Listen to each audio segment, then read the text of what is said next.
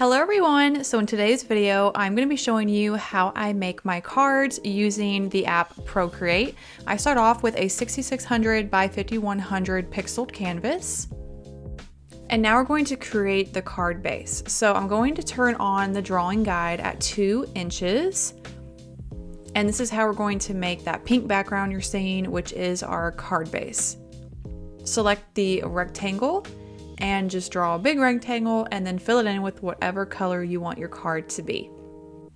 So it is 8 squares tall and then about 11 squares wide with a little tiny extra piece at the end.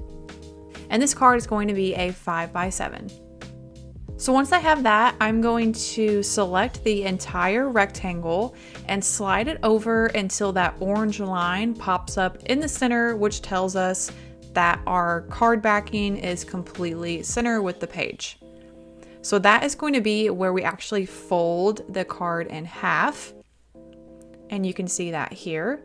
So you're going to draw your main image on the right side, and then the left side is going to be the back of your card.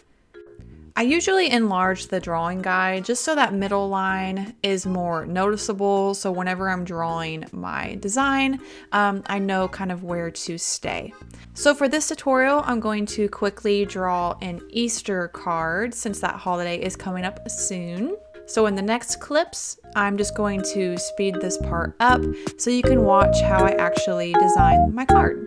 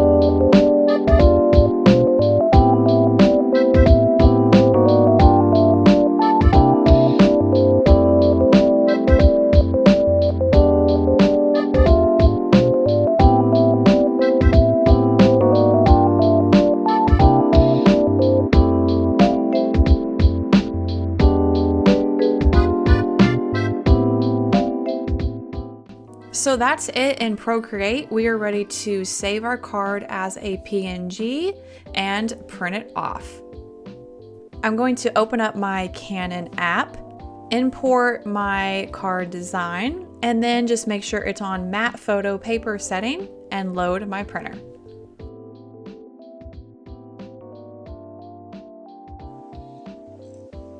I use a 120 pound matte cardstock. I will have everything I'm using linked down below. Once my card is printed, I just need to trim off these white borders. Having a colored background for your card makes this part a lot easier. If your card is all white, you kind of have to figure out what measurements work so when you fold it, it still lines up. I think I usually do like 10.1 on one side and 10.6 on the other side, but you might have to play around with that to figure out what works best. So now it's time to score. You want to score your card so the image is facing up, and I always score it right at the 5. And then when I fold it, I usually have a little extra that I need to trim off. Once I'm done trimming that, I will take a little tool just to help flatten the card down. But otherwise, that's it. We have a card. I also really love these matching envelopes, which I will have linked down below. If you enjoyed this tutorial, don't forget to like and subscribe. And if you follow it, tag me over on Instagram. Thank you so much for watching, and I will see you in my next video.